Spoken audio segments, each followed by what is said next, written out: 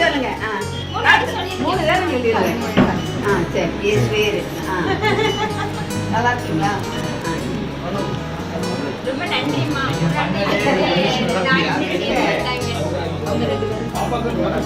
அப்படியா? வேலை போயிருக்காரு. அது கேறேன். இது அண்ணன் உங்களுக்கு வீட்டுக்கு ஏதாவது ஒரு விஷயம்.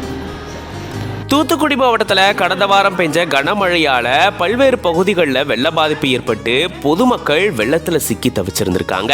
இந்த நிலையில தான் ஸ்ரீவைகுண்டம் வட்டத்துக்குட்பட்ட கொர்க்கை கிராமத்திலையுமே வெள்ளம் சூழ்ந்திருந்திருக்கு. இந்த வெள்ள பாதிப்புல கர்ப்பிணி பெண்ணான அபிஷா அப்படின்றவங்க சிக்கி இருந்திருக்காங்க. இவங்களுக்கு குழந்தை பிறக்கக்கூடிய சூழல்ல இந்த வெள்ள பாதிப்புல சிக்கிக்கிட்டதால இவங்களுக்கு உதவி வேணும் அப்படின்னு கனிமொழி எம்பி அவர்களை தொடர்பு கொண்டு கேட்டிருந்திருக்காங்களாம். உடனடியா கனிமொழி எம்பி அவர்கள் அவங்களுடைய கார் அனுப்பி வச்சிருந்திருக்காங்க. அதன் மூலமா 3வது தளத்துல இருந்த அபிஷாவை மீட்டு தூத்துக்குடி அரசு மருத்துவமனையில சேர்த்திருந்தாங்க.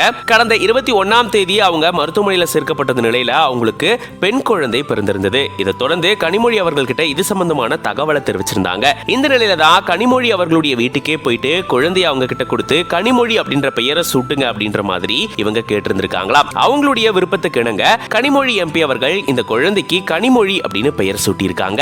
இன்னைக்கு தானும் குழந்தையும் ஆரோக்கியமா இருக்கிறதுக்கு முக்கிய காரணம் கனிமொழி அவர்கள் தான் அப்படின்னு அபிஷா ரொம்பவே நெகிழ்ச்சியோட தெரிவிச்சிருக்காங்க.